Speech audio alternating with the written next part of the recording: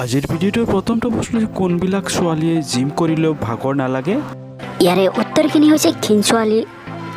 আজিৰ ভিডিঅ'টোৰ পৰৱৰ্তী প্ৰশ্নটো হৈছে বিয়াৰ প্ৰথম ৰাতি ছোৱালীয়ে কিয় কৰাৰ সময়ত আহ শব্দ কৰে, বিষায় সেইকাৰণে। পৰৱৰ্তী প্ৰশ্নটো হৈছে বোৱাৰীক কোনটো পজিশ্যনত চুদিলে বেছি তৃপ্তি পায়। ইয়াৰে উত্তৰখিনি হৈছে ভৰি দুটা মেলি কান্ধত উঠাই লৈ কৰিলে বেছিকৈ তৃপ্তি লাভ কৰে। নেক্সট প্ৰশ্ন, আপোনাৰ মানুহজনীৰ সৰু গাখীৰকেইটা একমাহ কেনেকৈ খালি গাখীৰ তলৰ পৰা সদায় দুবাৰকৈ মালিচ কৰিব লাগে। নেক্সট প্ৰশ্নটো হৈছে গাভৰু ছোৱালী কৰাৰ সময়ত কিমান সময়লৈকে উত্তেজিত হৈ থাকে।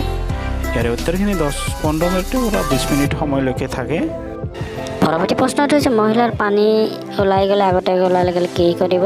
প্ৰথমে দুটা চুমা খাব লাগিব, গাখীৰ তাত দিব লাগে আৰু এটা বছৰ তোলা নহয়, তেতিয়াহ'লে তোমাৰ পত্নী কণী বছৰ দিবলৈ তেতিয়া গবা গবা পানী ওলাব।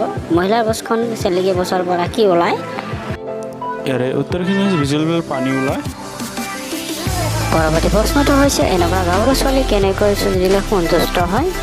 ইয়াৰে উত্তৰখিনি হৈছে বিচনাত শুৱাই লৈ ভৰি দুখন মেলি চুদিলে বেছিকৈ সন্তুষ্ট বা ভাল পায়। মহিলাৰ সন্তান জন্ম হোৱাৰ কিমান দিন পাছত তেওঁক লগ সম্ভৱ কৰিব পাৰি। 30 দিন বা 40 দিনৰ পিছত এই কামখিনি কৰিব পৰা যায়। পৰৱৰ্তী প্ৰশ্নটো হৈছে যদি হোৱাৰ পাছত মহিলা বাথৰুমলৈ কিয় যায়। ইয়াৰে উত্তৰখিনি হৈছে গোদন তাত আৰু খোজদাত হ'বলৈ বুলি বুচখন ধুবলৈ যায়।